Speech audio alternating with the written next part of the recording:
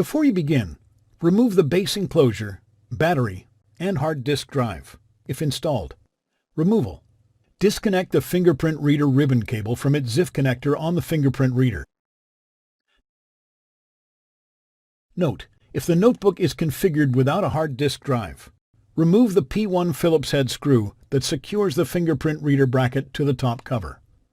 Slightly lift up the plastic lip at the bottom of the fingerprint reader bracket, and then slide the fingerprint reader bracket out of its cradle and slot on the top cover.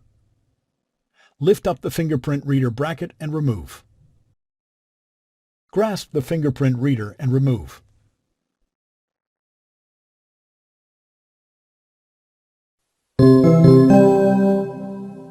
Replacement. Place the fingerprint reader over its cutout on the top cover.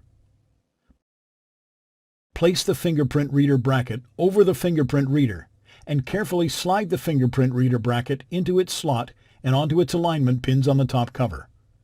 Note, if the notebook is configured without a hard drive, replace the P1 Phillips head screw that secures the fingerprint reader bracket to the top cover. Connect the fingerprint reader ribbon cable to the fingerprint reader.